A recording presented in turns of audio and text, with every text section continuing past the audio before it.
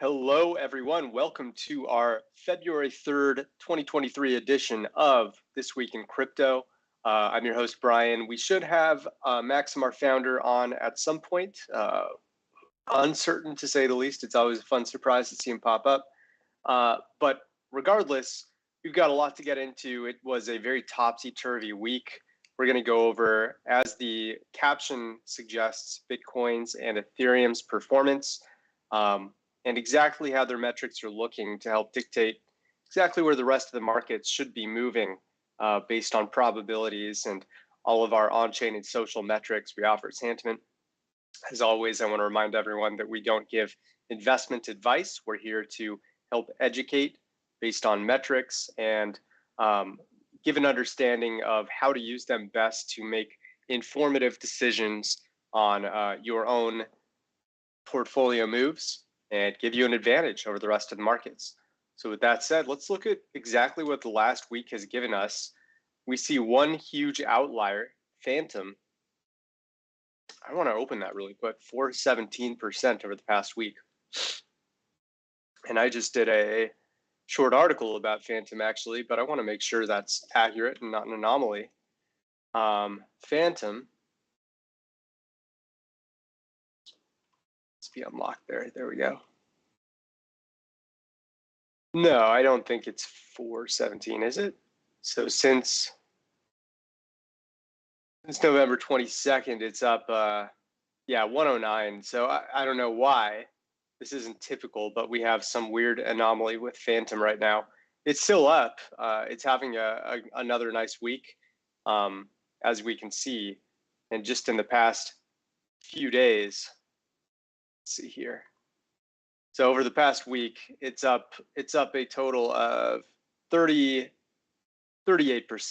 And just you can see since February 1st, it's been on another nice scorcher going from 50 cents up to 64 cents. And we put a short article together. I want to make sure I find that.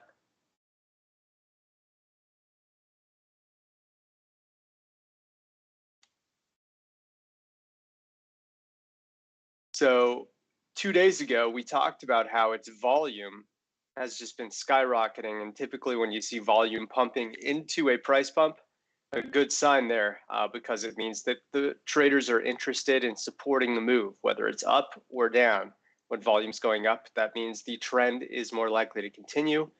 We also saw that the mean dollar invested age started to see a huge drop in mid-January, where basically this is indicating that dormant tokens were moving very rapidly on the Phantom network. You can see the average age of investments was up close to 420 days sitting in their respective wallets without moving.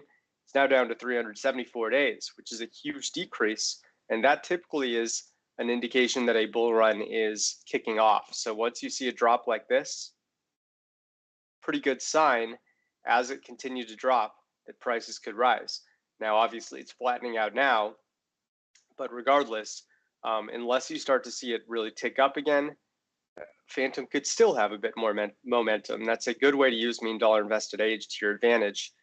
You can also see that whale transactions are at a much higher rate now than what they were back in their resting state in October and November.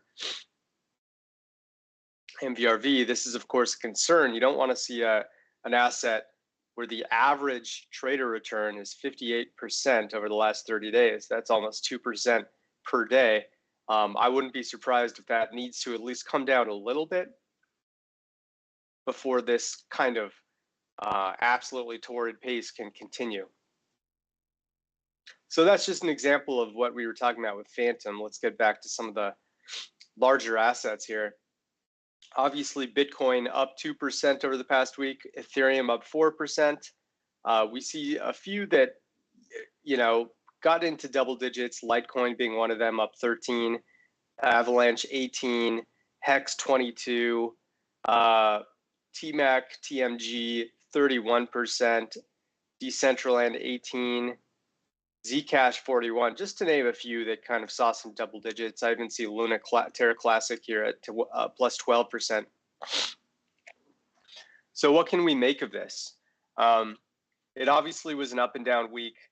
The last couple days, or at least day and a half or so, I've seen things start to move down a bit more. It doesn't mean that that's going to be the dominant trend over the next week. We'll have to look at some of the metrics here on the call to figure that out. But after the amazing January, the best month we've had since October of 2021 in crypto,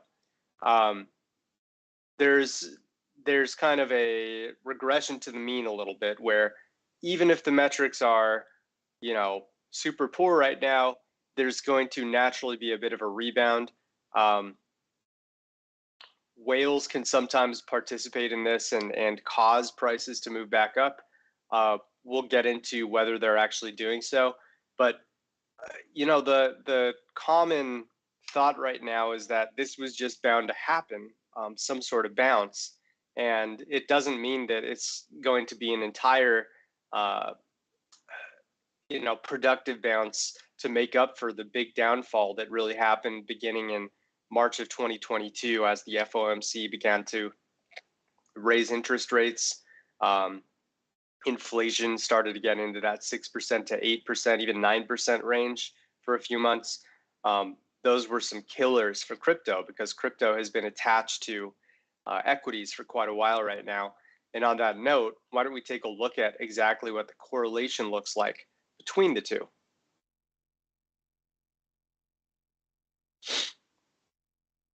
So what do we see here? We've got the gold line here in gold. We have the S&P here in teal. And then, of course, we have Bitcoin in bright green, Ethereum in more of a dark green.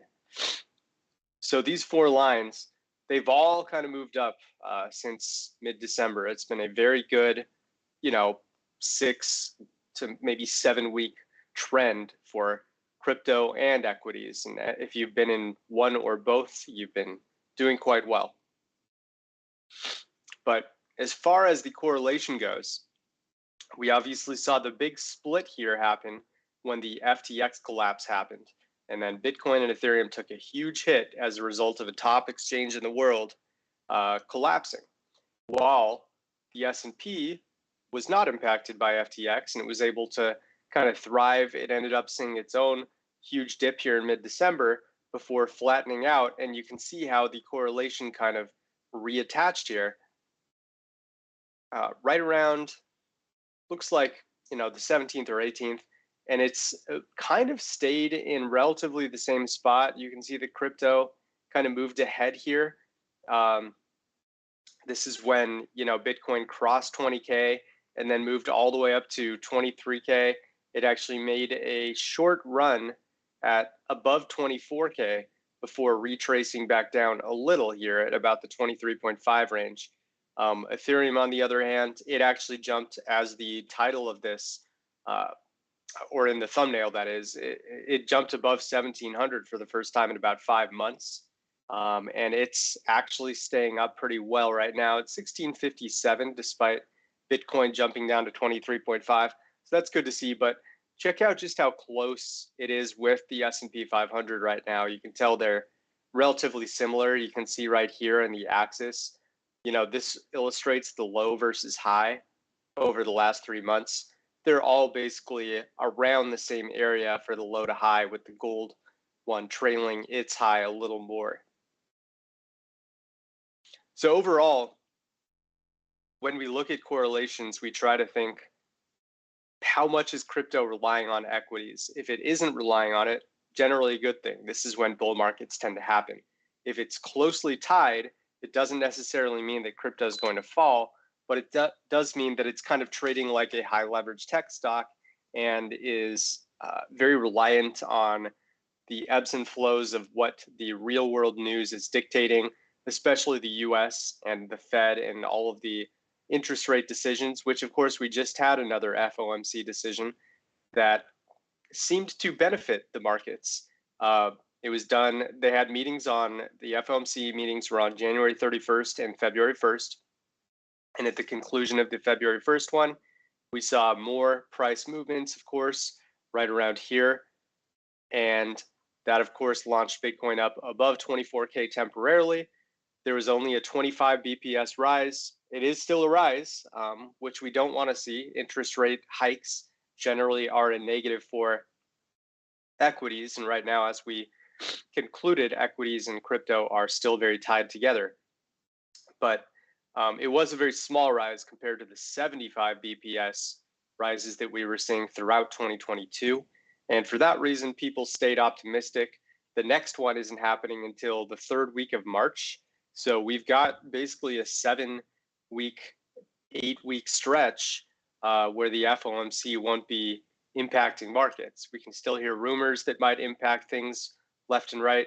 But right now, we pretty much have the interest rate expectations solidified for that 7 to 8 week stretch. And so this is really going to put crypto to the test. Will they stick around with exactly what equities are doing right now? Or are they going to start moving on their own with, not a positive correlation, not a negative correlation, moving completely on their own to show whether they have a bull run in them. Now, typically every 4 years, most of us know about the cycles. One of my favorite charts is on the rational root right here.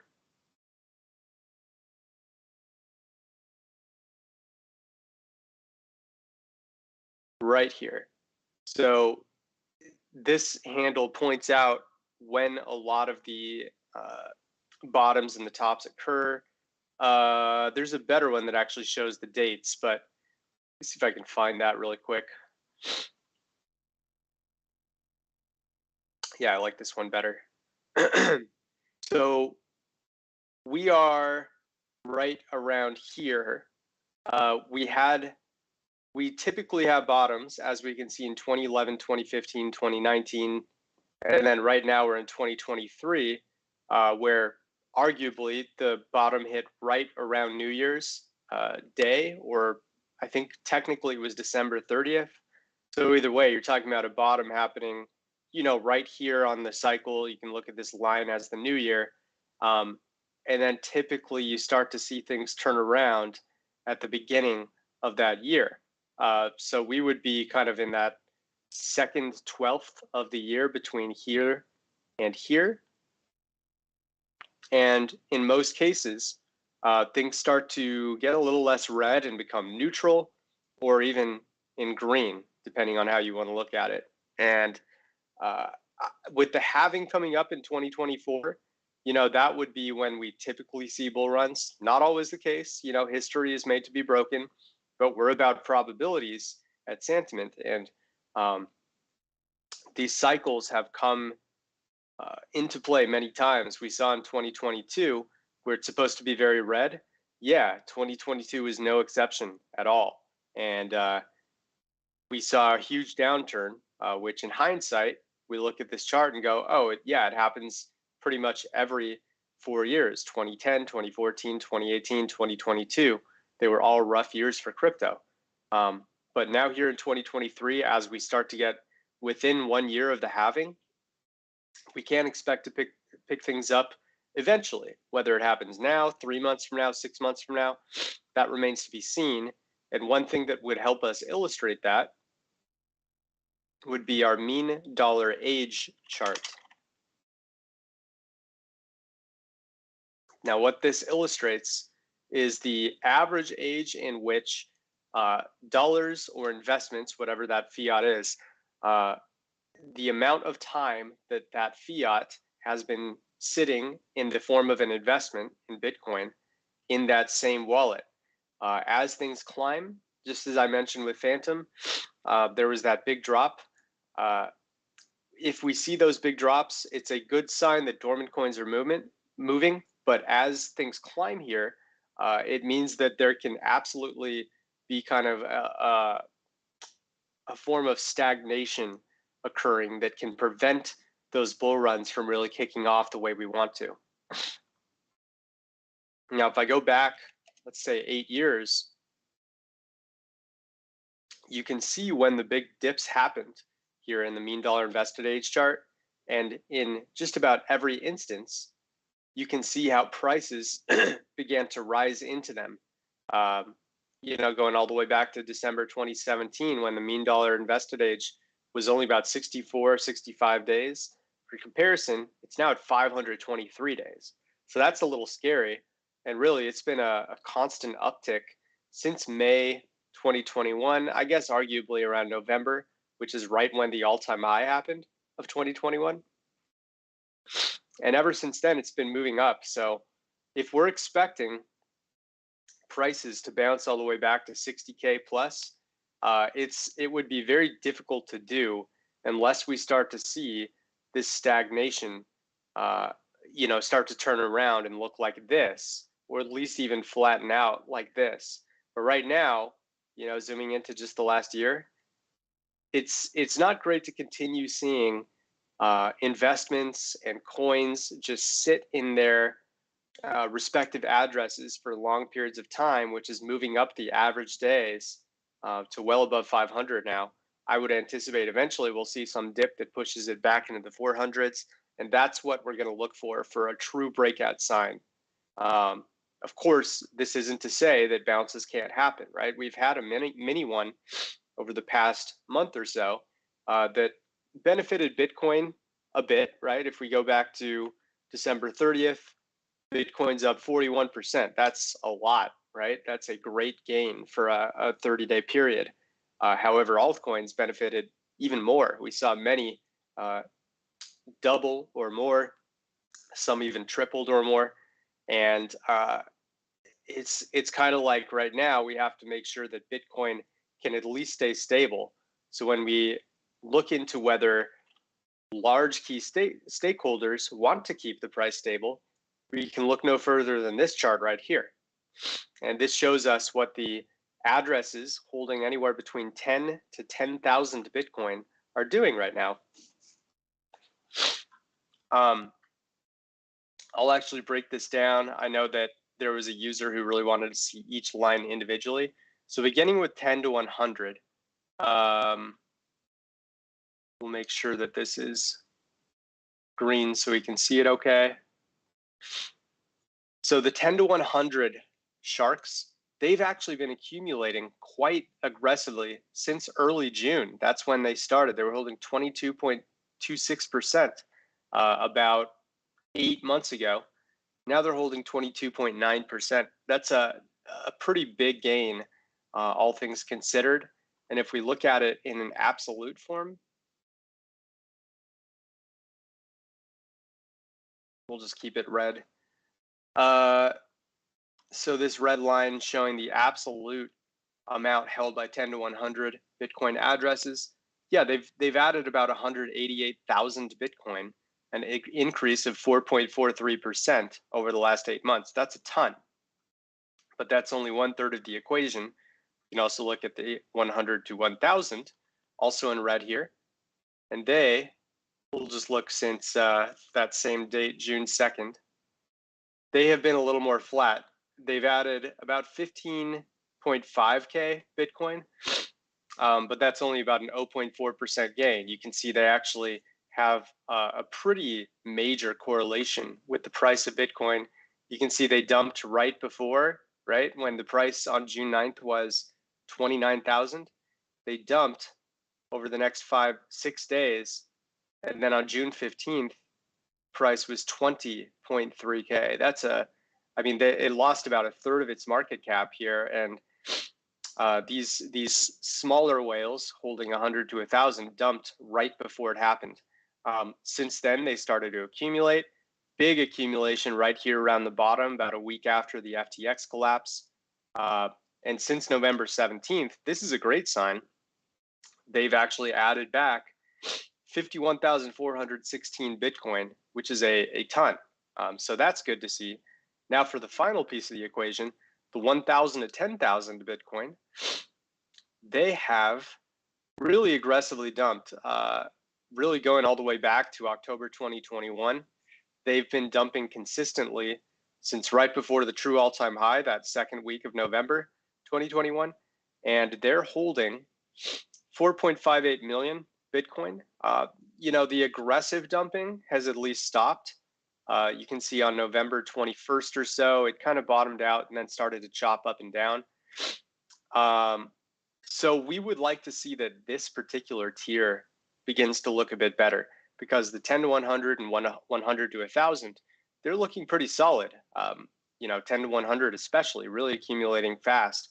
But we need to see that all three are accumulating together as a great sign that a turnaround is going to continue, instead of just looking at this as a bit of an anomaly as it has been.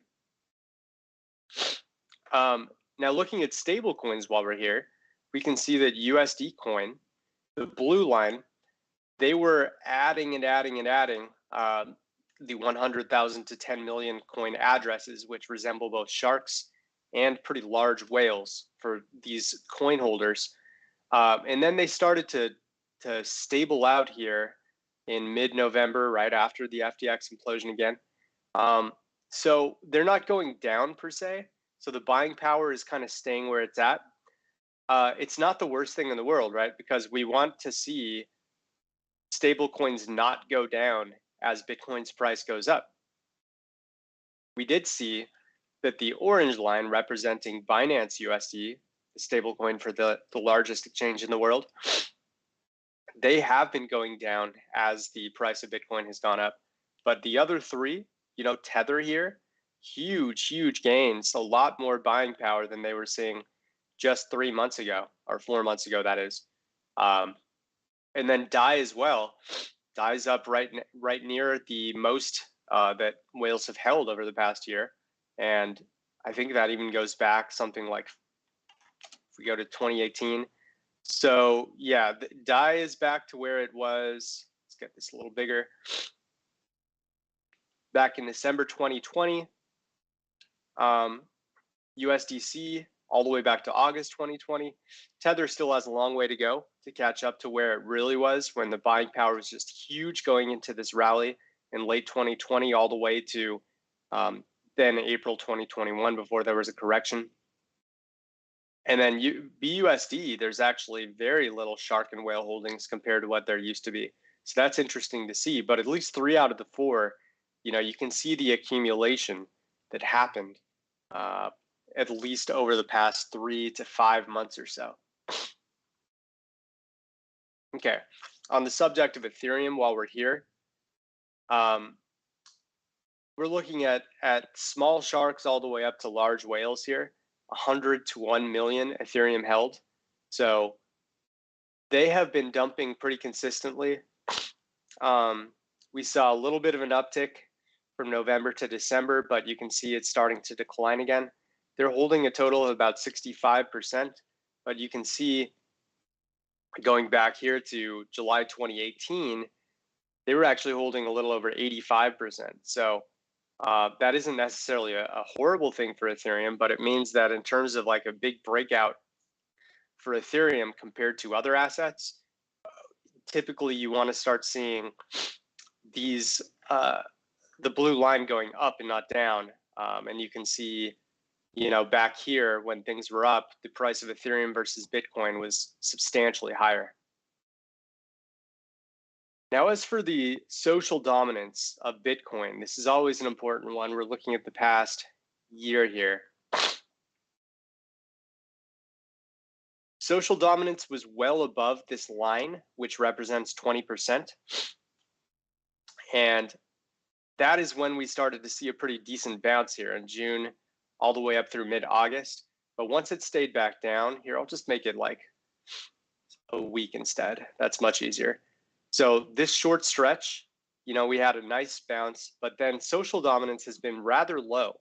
And yeah, we've seen a great January despite Bitcoin social dominance being well below where we typically want it to be. And obviously the story has been altcoins, right? They've been pumping huge while Bitcoin pumped moderately in comparison. But in order for Bitcoin to really start to see a pump on its own, for you Bitcoin maxis out there, that's when you want to see stretches like this. If we go back another year,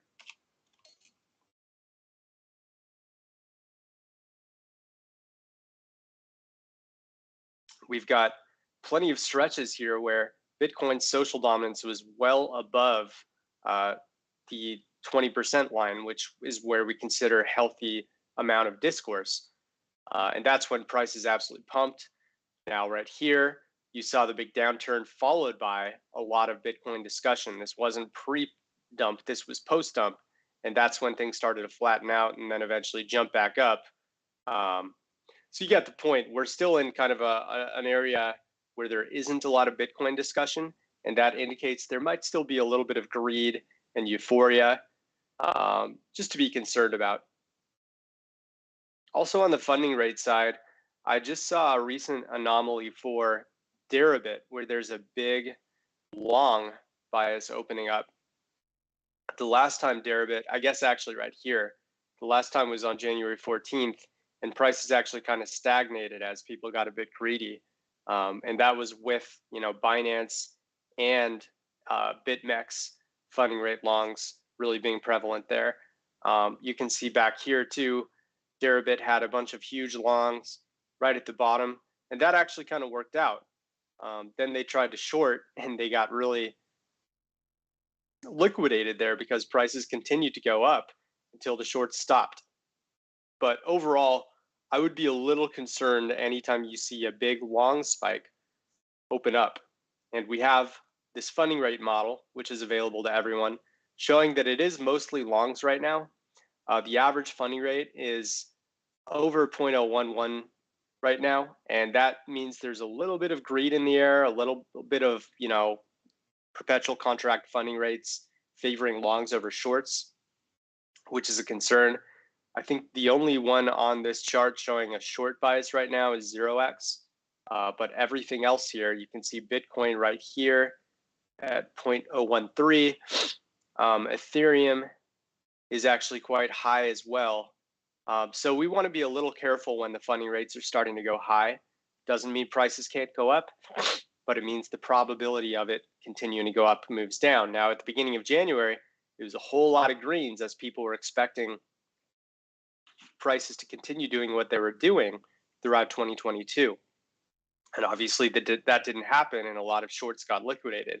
So now here we are a month later with a lot of longs opening up. That means there's a higher chance of all those people expecting the uptrend to continue to end up getting surprised by a bit of a reversal. All right, going back to some of the main Bitcoin metrics.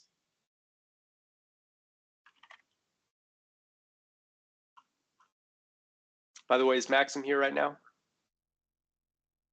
He's not. Okay. So Bitcoin's volume and transaction volume, we have seen mostly flatness over the past, I guess throughout the rally, really. We did see a bit of an uptick on this initial rise, but this is a concern, right?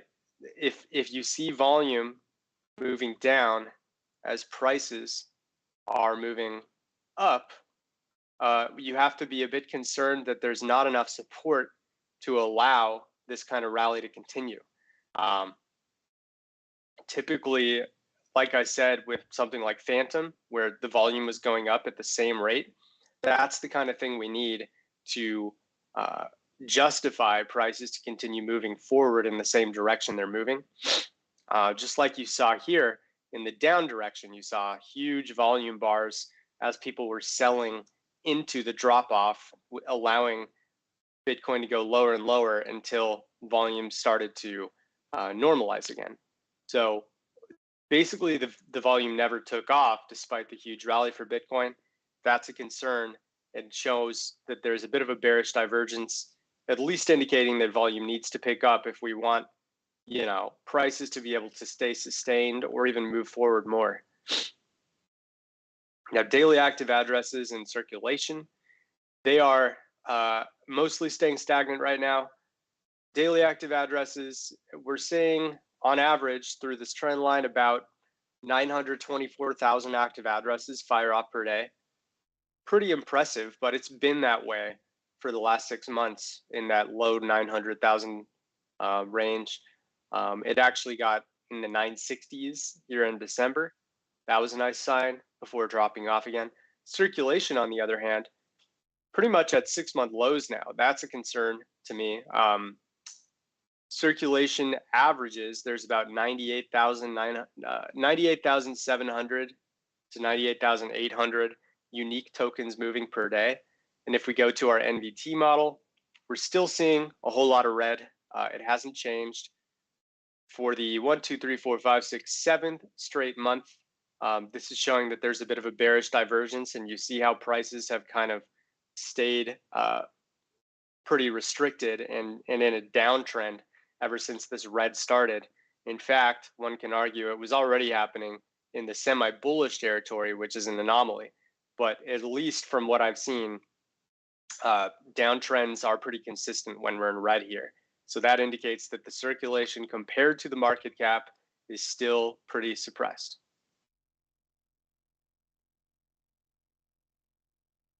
MVRV, let's take a look at where we are in terms of our danger zone for Bitcoin. Typically, we look at about 15%, which is about right there.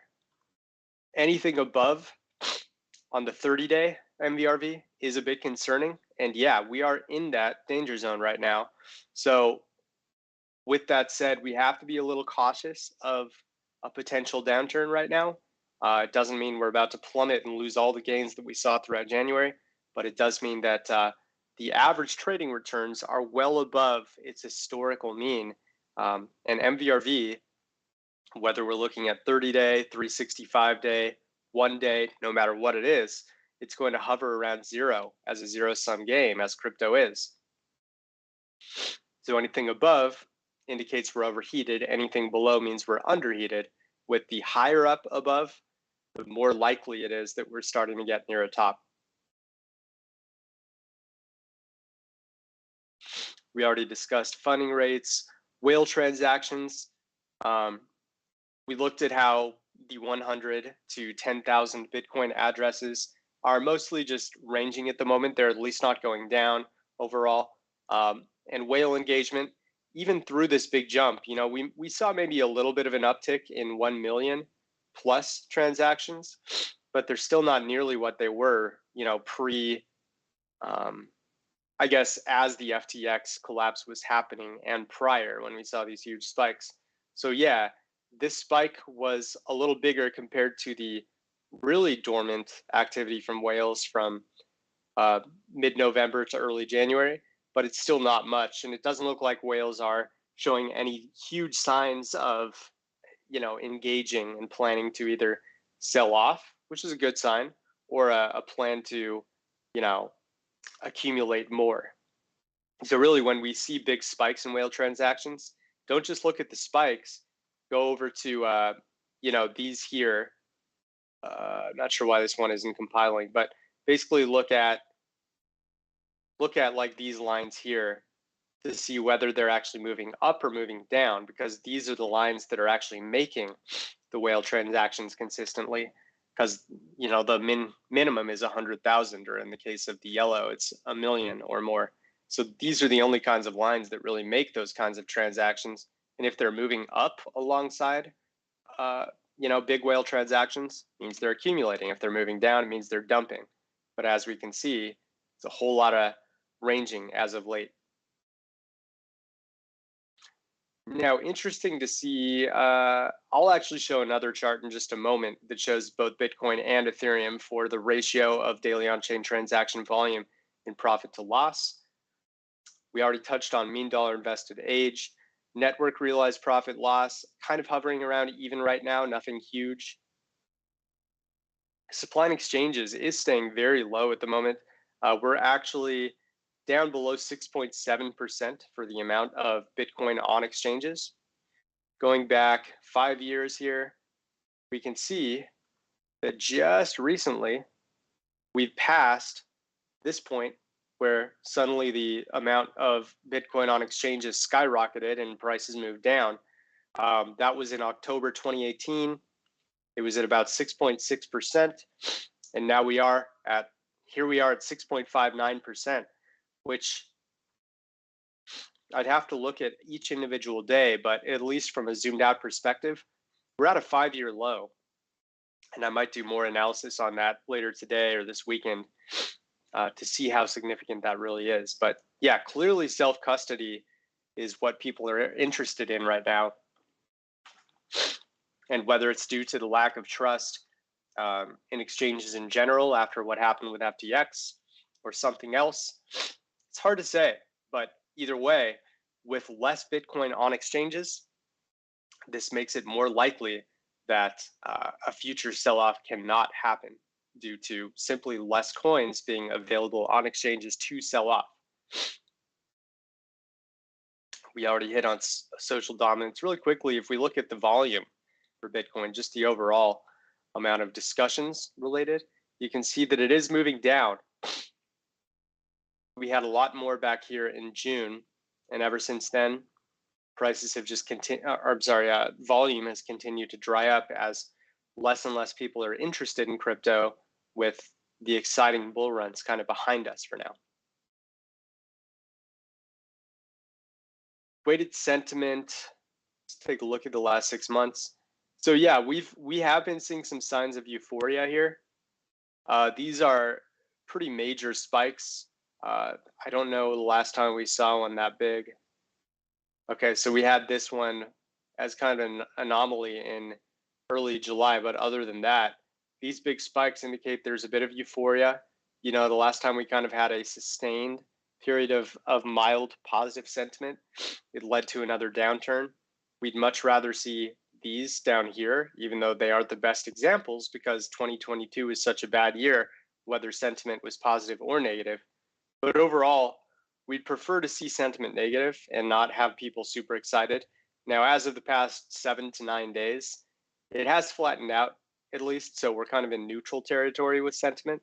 But it's hard to be too excited unless we're seeing severe negativity like that. Okay, as promised, let me show you the ratio, which is one of my favorite metrics we have. I highly recommend everyone, bookmarks, some type of chart similar to what I'm showing here, which is the weekly ratio of on-chain transaction volume and profit to loss for both Bitcoin and Ethereum. And you can see there are some warning signs going on. Bitcoin has had 1, 2, 3, 4, and now the 5th week of significantly more profit transactions where coins are moving at a higher price than the price that that particular address received their Bitcoin. And when that's the case, you see high spikes like this, and tops are more likely, right? The biggest one outside of these 2 weeks happened in late March, right, when we saw the local top. And it was then around 46K, even 47K it got to before a correction happened. And then we saw another one here. Basically, I mean, even this was a top here in mid-December when we saw suddenly a lot of profit taking. So basically, when we see a lot of big positive spikes instead of negative, that's a warning sign that tops can be occurring. We also see Ethereum very high as well. If we switch the price to ETH, and we'll just remove that. So yeah, same thing, big spike around late March. And these are even bigger spikes than what we saw for Bitcoin lately. So a lot of profit taking just on this mild pump compared to some of the, larger pumps we've seen over the past couple of years. And that's a sign that, long term, people may have weak hands, but short term, this can cause local tops that we have to be wary of. All right, another note I wanted to make. The amount of positive versus negative comments, and we group these by 6 terms on each side: buy, buying, bought, bottom, bottomed, or bullish, versus sell, selling, sold, top, topped, or bearish. Typically, we want to see red spikes overtake the blue spikes here, and when that's the case, prices move up. When we see overwhelming high positive spikes like we saw here, that leads to local tops, as we saw here just yesterday. Right now, it's kind of neutralized, but it's really about kind of eyeballing that ratio.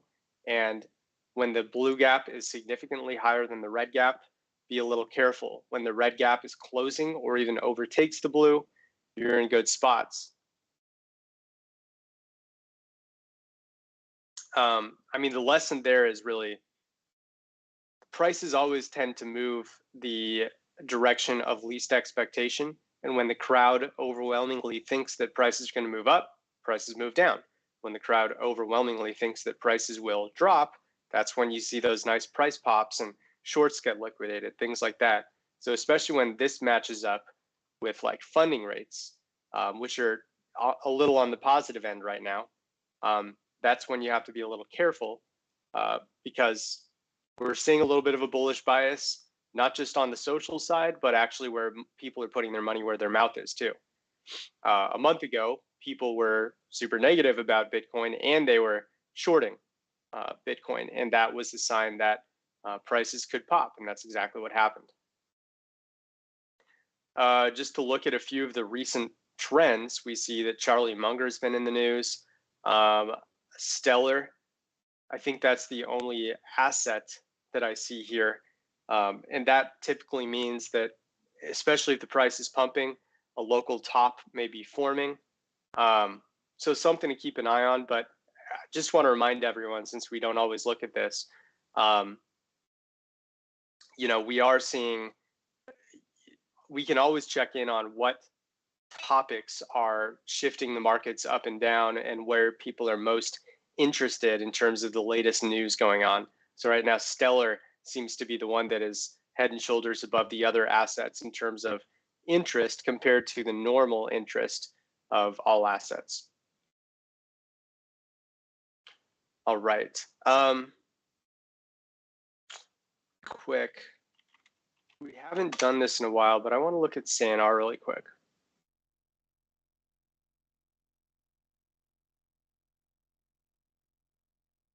So I just want to remind everyone that on SanR, you can actually connect your wallet and make signals to call whether prices will move up or down.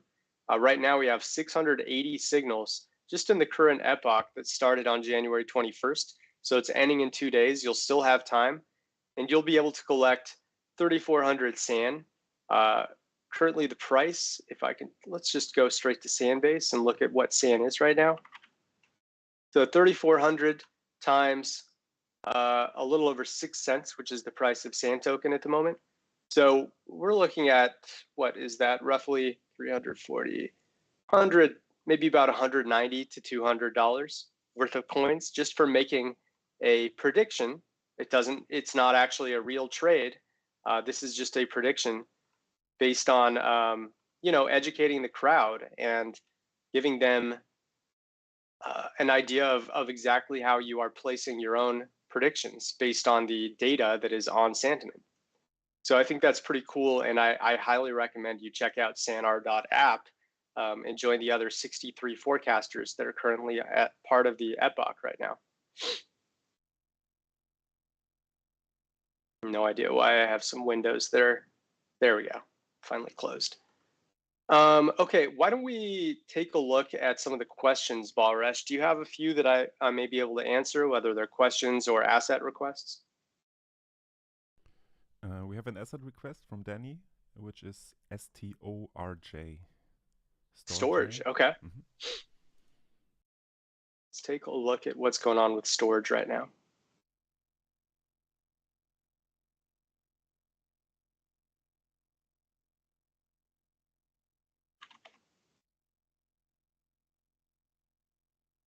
So STORJ has definitely been seeing an uptick in on-chain activity right now. The transaction volume has really exploded in January. If we just zoom that out to 7 days. Yeah, so like these 2 weeks in particular, as the prices were rising, that was a nice sign. Overall, the price is up a modest 53%. I only say modest because we've seen assets that are up 300% over this stretch and way more. That said, it's performing fairly well for a small cap altcoin. Currently, its market cap is 163 million, which makes it the 174th largest asset. So it's looking adequate there. On-chain activity being increased is a good sign. Not all are doing this. Circulation.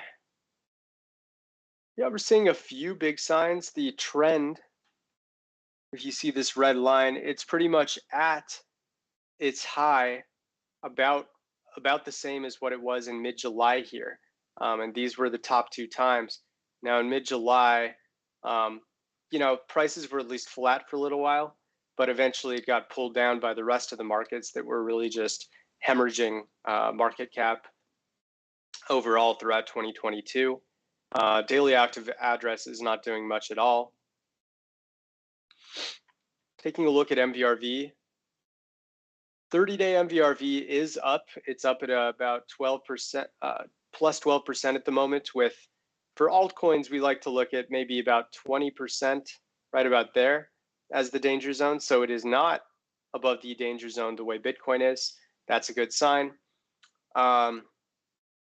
Its 365-day ratio is still negative 20%. So there's some meat on the bone for prices to rise and get back to 0%.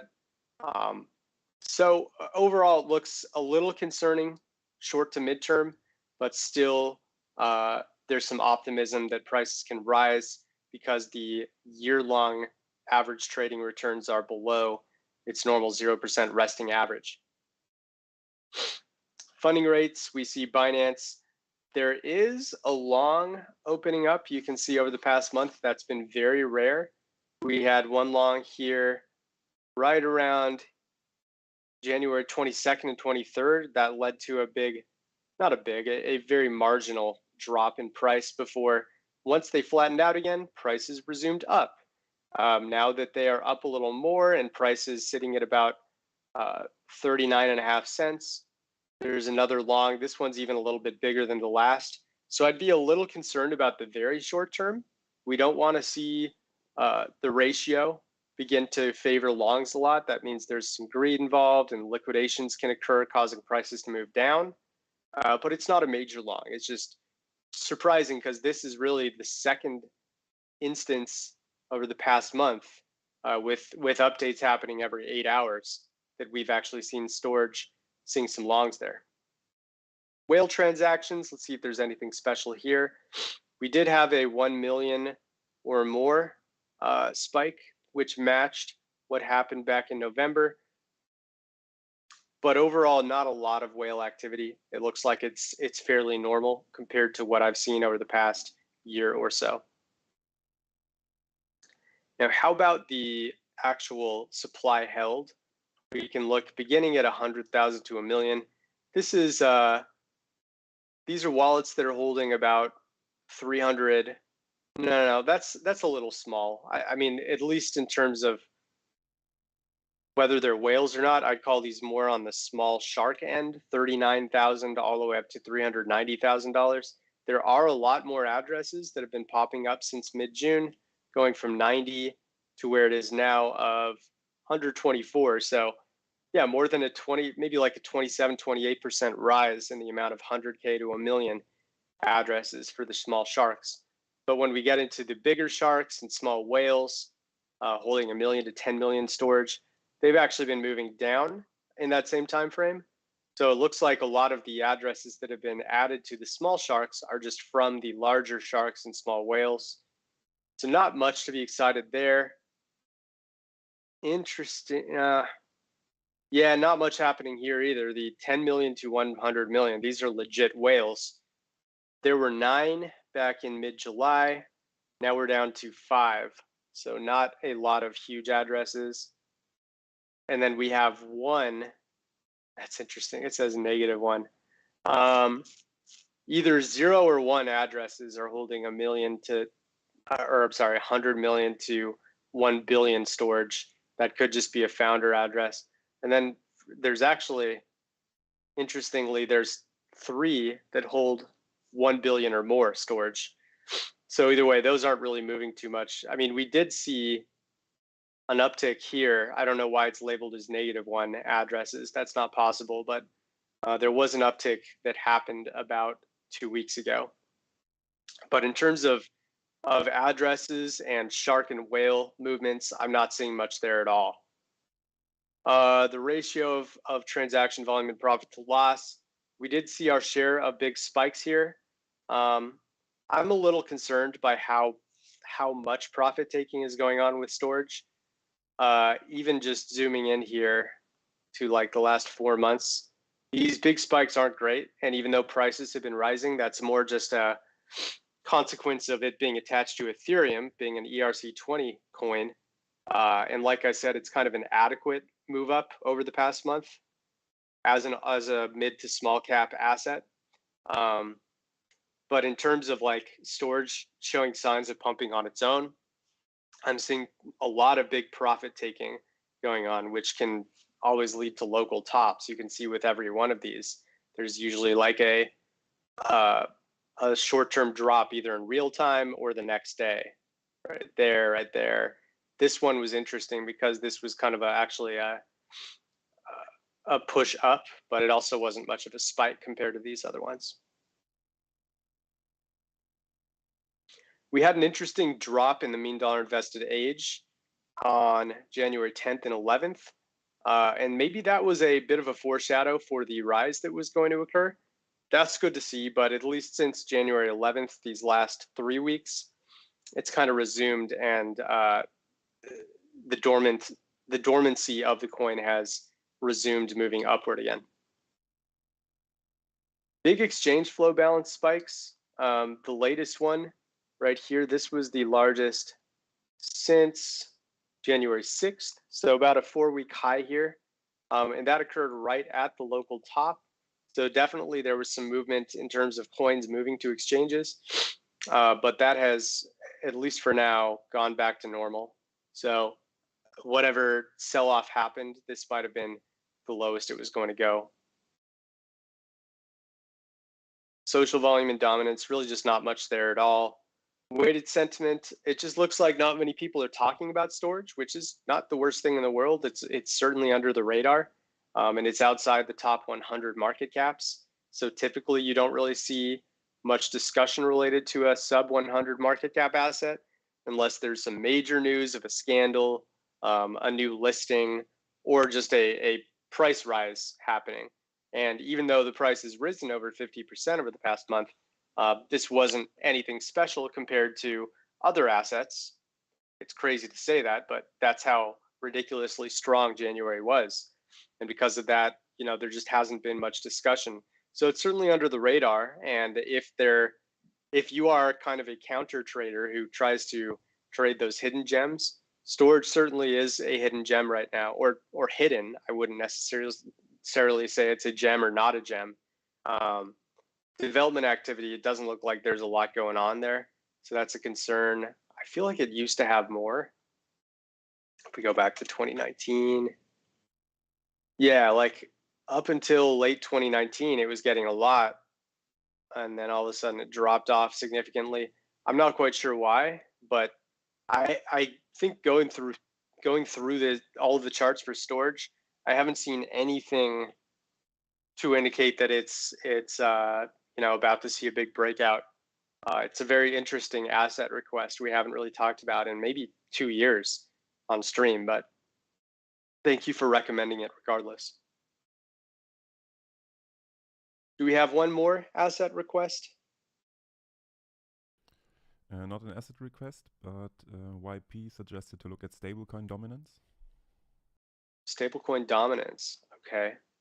In terms of price dominance, well, I guess stablecoins aren't really going to do that, but we can look at social dominance. We'll just make it this chart here.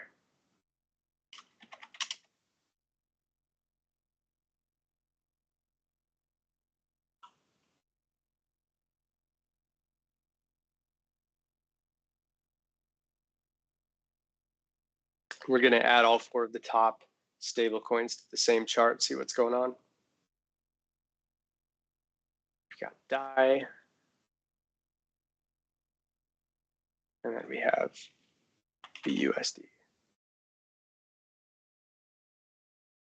So let's see what's going on just in the last month for each of these. We're going to make them a little more zoomed out. Look at them one day at a time.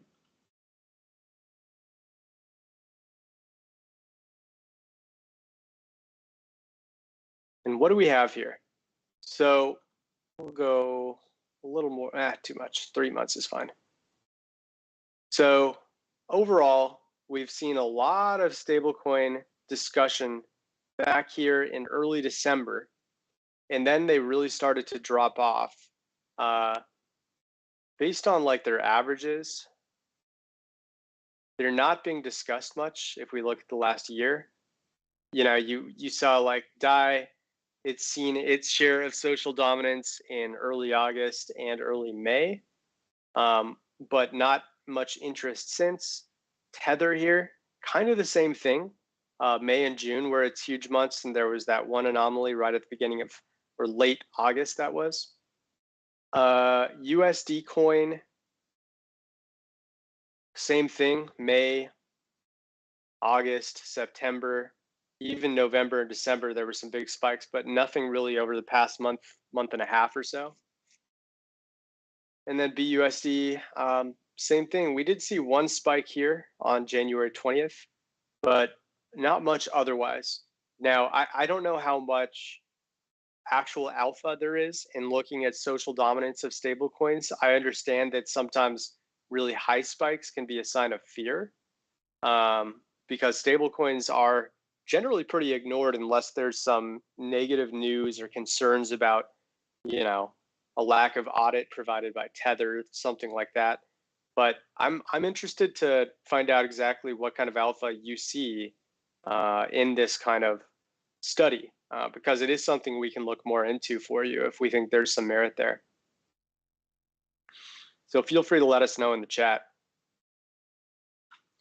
And while we're here, one other thing, we can just briefly look at a few other Ethereum metrics, since that's what this thumbnail featured for this call. And we see with MVRV, the 30-day is still up at about 6.3%. 365-day is just about flat break even right now.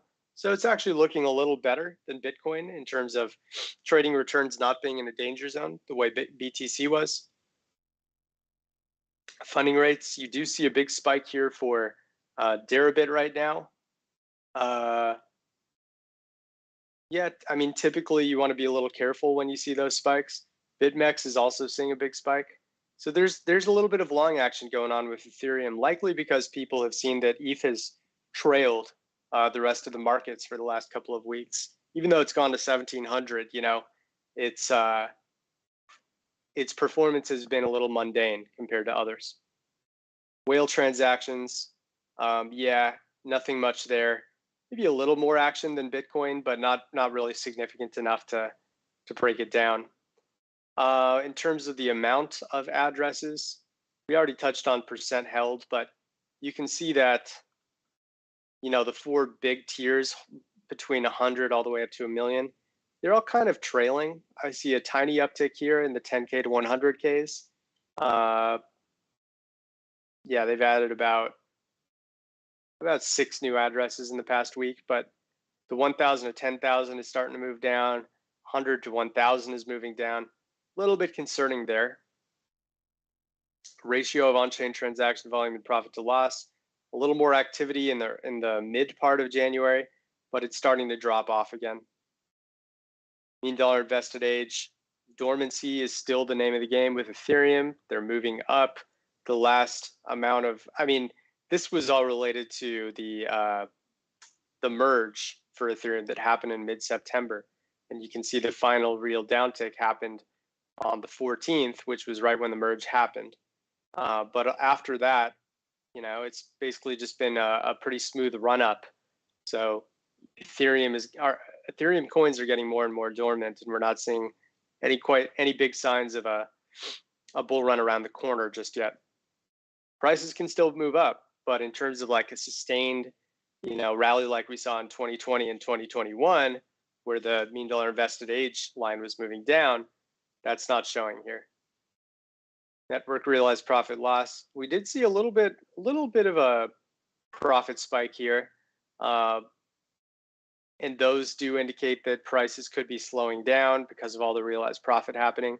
We'd much rather see these.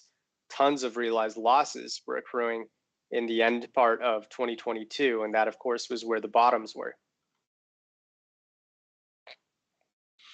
Supply and exchanges, just like Bitcoin, it's setting record lows right now. Not record, but at least going back 5 years. Yeah, June 2018, last time we saw it this low, and it's under 11.25% for the first time since. 5 years ago. So that's good to see. Less Ethereum on exchanges means less to sell. Social volume and dominance, not much there. Pretty normal. Weighted sentiment. Let's zoom in a little. So it's actually negative, interestingly, for the first time since early December. So that's a good sign. People might be getting a little bit fed up with Ethereum's lack of separation from the rest of the markets and kind of underperformance compared to a lot of altcoin peers and even Bitcoin at times. So weighted sentiment being negative is a good sign and increases the likelihood of us seeing a bottom that leads to a run up again. And then finally, development activity, always looking good for Ethereum. We're seeing well over 100 per day. I think that's even per 8 hours, right? So if we switch that to 1 day, yeah, you're seeing just under 300 per day. Right now, over 300 per day as of February 3rd. And remember that the development activity line is a rolling average and not just each individual day on its own. That's why you kind of see smooth moves up and down. And the last thing I'll show is actually the top 10 developed coins over the past 30 days. If I go to the screener here, and we'll highlight dev activity over the last 30 days. It's going to take a few seconds and then sort the top assets by development activity, which is Polkadot and Kusama. They share the same GitHub repository. Cardano, a little behind them, Status, Cosmos, Decentraland, Filecoin, Internet Computer. There's Ethereum, just over 300, as we said. Hedera, IOTA, Vega, Aptos, Flow, Chainlink, Osmosis, Solana, Lisk, Audius, and Concordium. So there's our top 20 right there for you. And if you're interested in allocating your portfolio based on the assets that are getting the most attempted innovation and improvements to their assets, then it's certainly a viable strategy. And at the very least, when you see one of your assets up here in the top 20, we're getting just a significant amount of development activity compared to others in the same sector. That's a good sign that, at the very least, that team is not trying to rug pull. They are legitimately trying to improve that asset. And when you see almost no activity, that's a sign that, you know, there's an increase of something concerning going on there, because you want the assets you're investing in, just like a company on the equity side, you want them to be working and trying to improve rather than just sitting and hoping the product is going to attract more and more investors. So that's our show, guys. Apologies if my voice has been a little bit raspy or I sound stuffy. That's because I am a bit stuffy. I've been a little bit sick lately, but I'm on the mend and should be completely back to normal by next week. If you have questions or clarifications you'd like about anything we showed today, I'm more than happy to go through stuff on Discord. Leave your comments on YouTube as well. We always try to read those. And in the meantime, stay safe. It is a dicey time in crypto right now because of the massive run-up we just saw after so much downturn over the past year. So just pay attention to the warning signs, which we do see some of. No investment advice, of course, and we could very well still see a sustained rally. But the probabilities point to it being a little risky to expect that at the moment. So with all that said, stay safe, enjoy your weekends, and we'll talk to you next week.